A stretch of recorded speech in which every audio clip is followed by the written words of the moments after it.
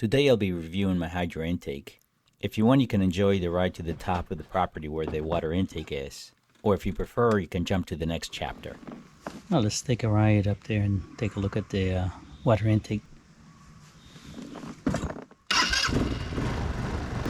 We are on a 100-acre lot with two main streams joining together at the center of the property, with a few additional natural springs.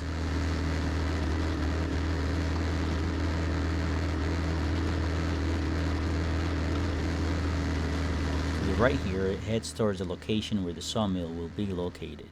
We will be returning that way. We will be going to the left, which leads us to the abandoned campsite. I'm slowing down here because this Chinese squat is rough on my kidneys, but it is hard to complain at $1,400 new.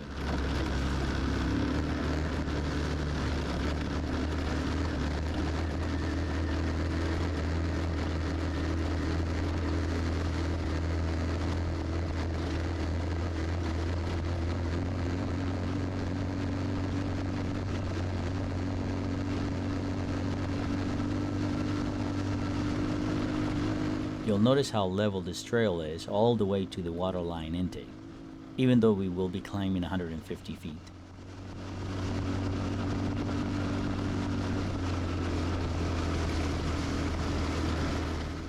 This is the abandoned campsite. The story is that a squatter had all his possessions here, and a nearby neighbor set it all on fire.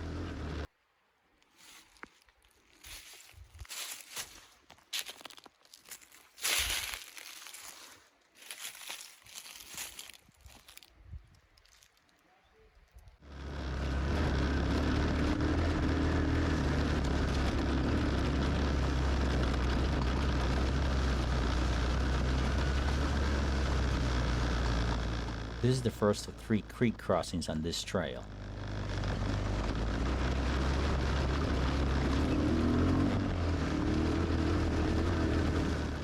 To the left, it heads up to one of the 2 peaks on this property.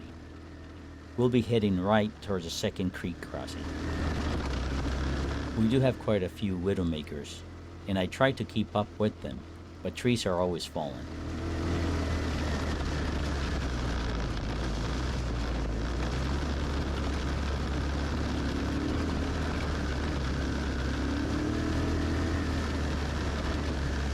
Second creek crossing.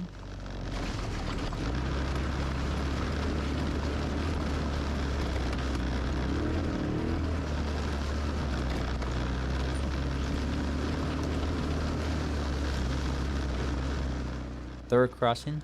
This is all the same stream.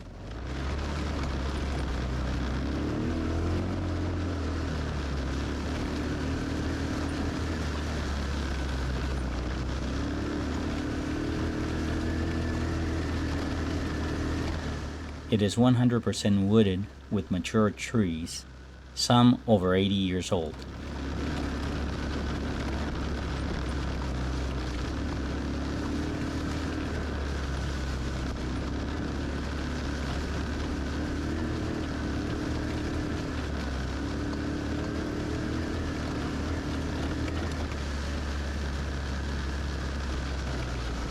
The soil is extremely rocky, consisting mainly of red clay, with only a small layer of topsoil, about 8 centimeters or 3 inches.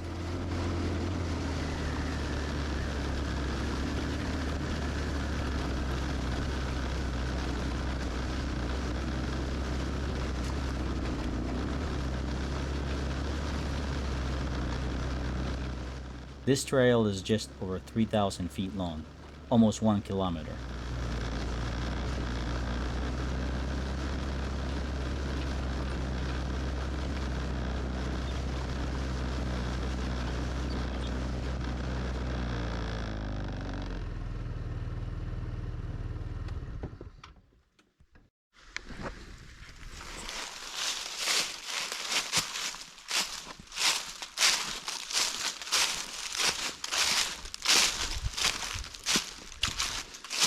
This is the end of the property here. There's the marker there, and my intake is right there.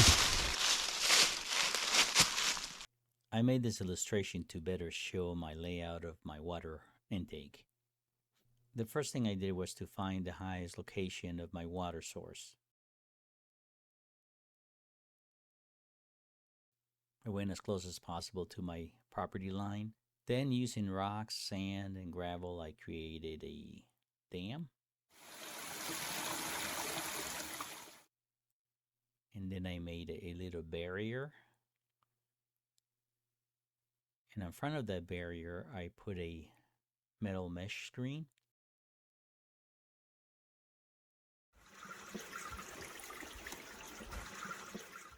Followed by additional rocks to keep junk out of here. Now the idea of this was to trap water in here, obviously with the dam, and allow most of the water to run straight through over the dam and have the pickup to the side of the creek. Followed by installing my pipe, then my filter,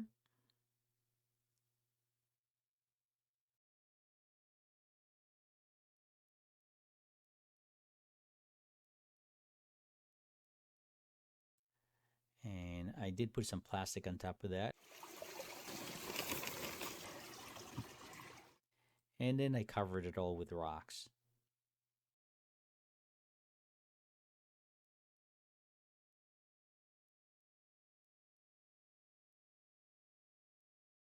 And this way here, when I have sticks and leaves and all that, all of it continues going down over the dam. And this is all protected by all these rocks here, and also my pre-screen here, and my final filter here before the water enters into the pipe. And this seems to be working pretty well for me. It's been 2 years since I've been running this, but I've been only using it to feed the house with water, not to run the hydro.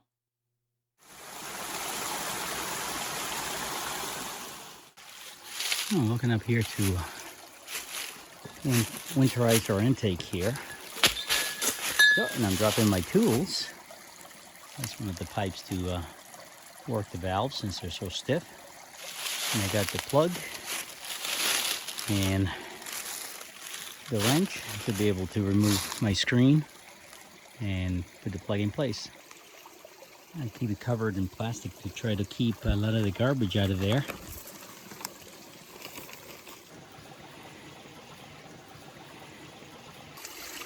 And I gotta make a better one. And I got an angle one and this straight pipe to try to get it moving. There it goes.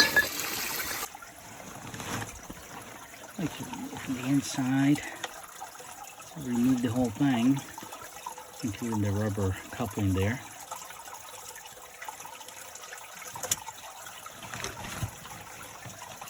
Slimy. Let's see, there it goes.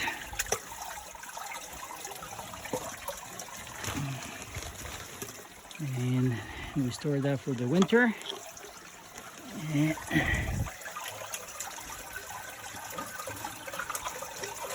got our plug. Now this plug comes with a regular steel bolt and wing nut. And I replaced them with stainless steel because it just rust.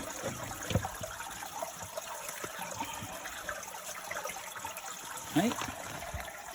It measured 120 feet from here, the intake, to where the valve is. And we come to this other end and we drain the remaining water that's on that top section of the shut-off valve. And that drains the section from here to where the intake screen is. So we'll drain that. And that's coming out down there.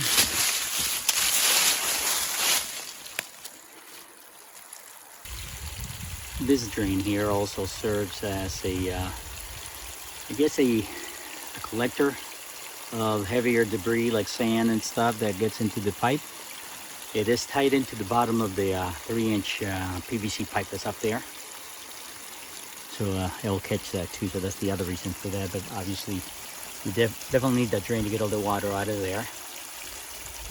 Now I'll open this main valve just to help it drain quicker. It's gonna go right towards the house. That way we won't have to wait as long for the little drain. I like to leave the little one open anyways. I think that's done. The little one here open so it trickles down. We have the water coming down the creek into our collection box, going through the filter, running down to the main valve. With the main valve open, it continues down by the standpipe and down to the house. And as the water continues filling the pipe, air runs back up the penstock and vents out the standpipe. When we need to drain the system, we close the main valve, remove the filter, cap the pipe, open the 3/4 inch drain valve, open the main valve back up. Now this permits air to enter, allowing all the water to drain out of the stop section.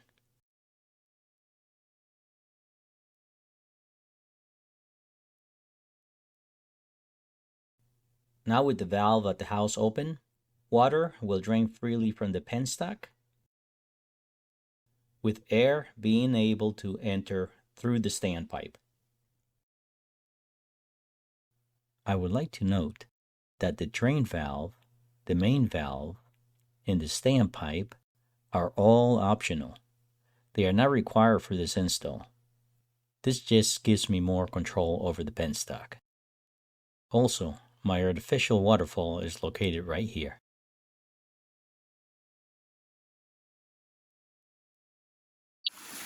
Dropping down about 7 feet.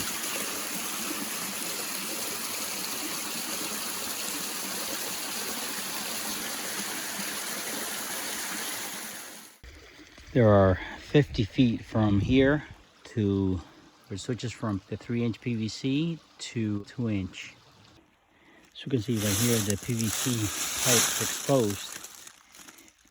The hill is too steep, so it's hard to keep anything on there. So I have to reinforce that in order to bury it. That's why I can't leave it on during the winter. And here in the transition between the 3-inch and 2-inch line, I have a access point and a clean out with a stainless steel screen in it. So I'm going to check it out, make sure that it's okay, it's clean, there's nothing in there. Just a couple of leaves in there, and as you can see there's a screen there that prevents any large items from going down into the 2-inch line. In this part of the mountain where the water line is, there's really nothing but rock. This is like gravel, so I don't have dirt to really fill and cover the line, so I got to bring it up from down from the bottom, that clay that I have down there, and I got to fill that there. There's in sections where I was able to do it, I filled it, but and a lot of it is not. And also here, the line is really close to the surface. This whole area, I need to fill this here with about 8 inches of dirt. Now this rack here is, as a reminder to stay away, stay off it, because the line is just underneath that rock. Now again, if you want to take a ride over one of the peaks of this property, stay tuned. Otherwise, jump to the next chapter where I plan to install the sawmill.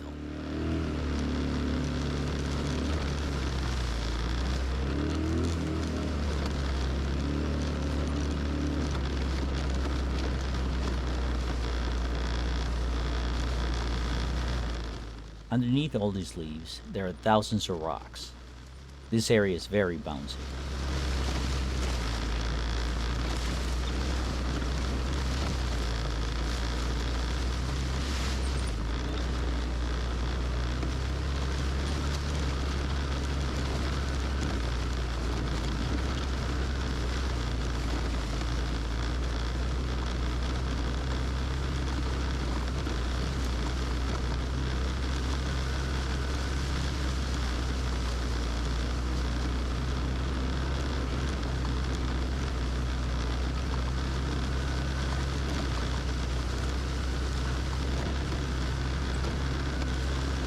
To the left here is the trail we drove down. We will be going straight and up to the top of this hill.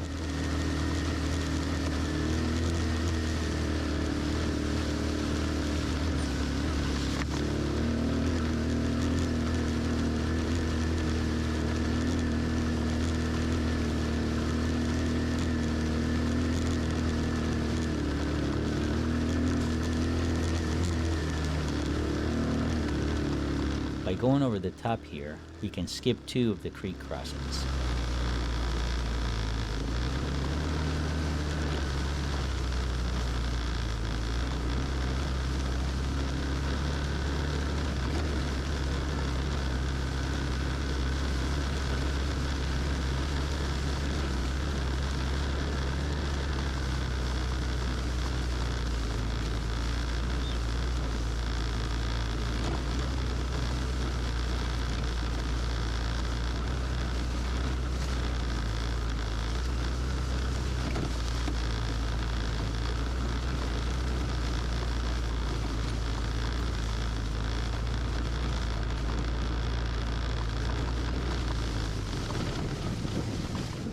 It is very slippery here with these leaves.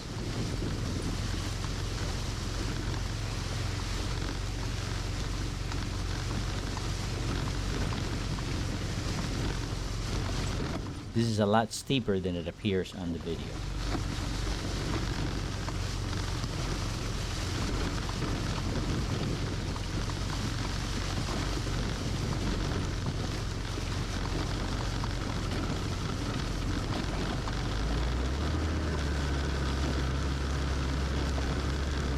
Here we tie into the original trail we drove up on.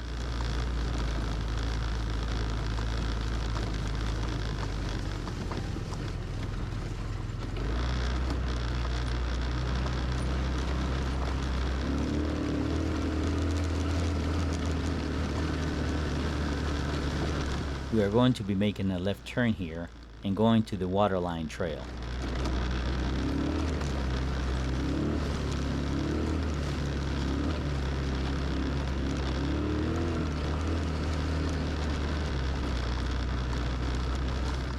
This is the last third of the waterline trail before the house. We are 1,000 feet away.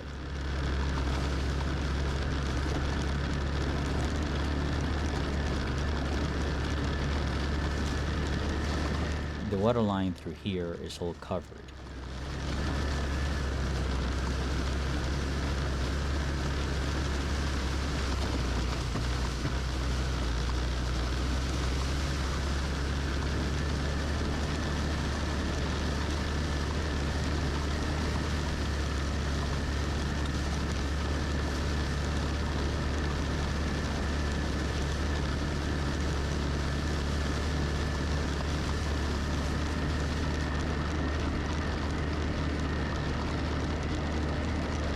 Here we are approaching our 500-foot mark, where I am working on the sawmill site. Making a little progress on our sawmill area.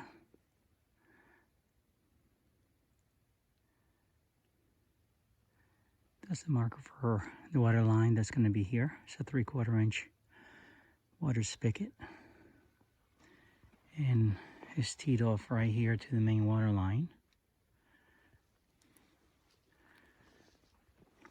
I'm trying to semi-level this area, so when I put the building, which is going to go right here facing north, so I'm not facing the sun.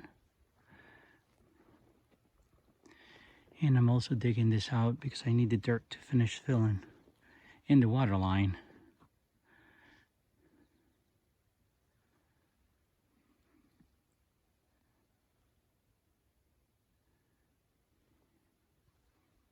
And there's where our spigot's going to be.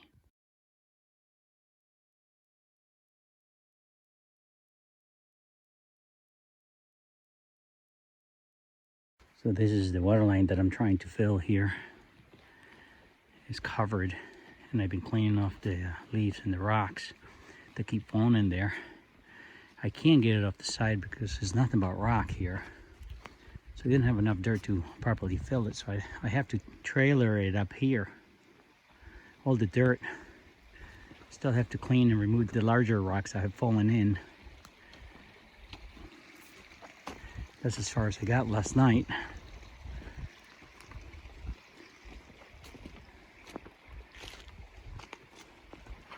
And the creek is down there.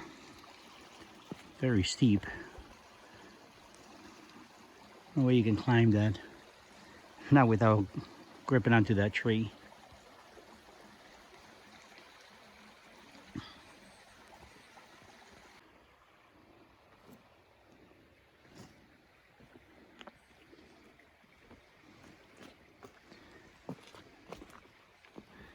And of course, this is what we always run into.